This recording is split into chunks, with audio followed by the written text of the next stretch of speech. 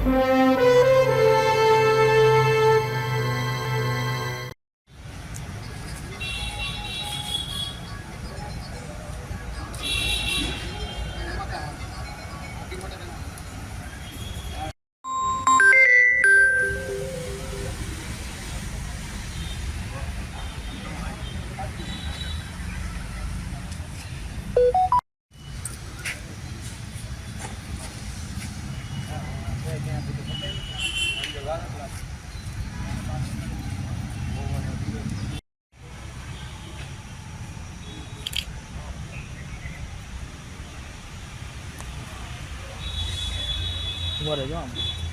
આજે જિલ્લા પોલીસ અધિક્ષક શ્રી પાસે રજૂઆત કરવા માટે આવ્યા છીએ કે બાલયોગીનગર કે જે રિંગ રોડ ઉપર આવેલું એક બહુ મોટી સોસાયટી છે, આજુબાજુની અંદર અનેક નાની મોટી સોસાયટીઓ આવેલી છે.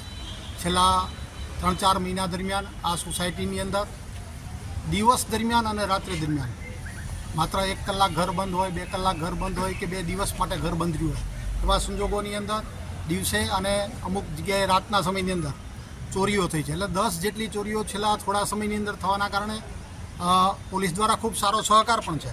પોલીસ દ્વારા તરત ઘટના સ્થળ ઉપર આવે છે, તપાસની કાર્યવાહી થાય છે. પરંતુ છેલ્લા થોડા સમય દરમિયાન થયેલી આ ચોરીની કારણે સોસાયટીની અંદર એક પ્રકારનો ભયનો માહોલ રહે છે. કારણ કે આ સોસાયટીની અંદર મજૂરી કામ કરનારા, વ્યવસાયની અંદર ધંધો કરનારા અને નોકરિયાત વર્ગો છે, અને એને વારંવાર પોતાના વ્યવસાયના કારણે, પોતાના રોજગારના કારણે બહાર જવું પડે છે. એવા સંજોગોની અંદર બહેનો ઘરે હોય, શાકભાજી લેવા, કરિયાણું લેવા બહાર જાય અને આવા સમયની અંદર ઘટનાઓ બને ત્યારે એ દુઃખદ પરિણામ છે.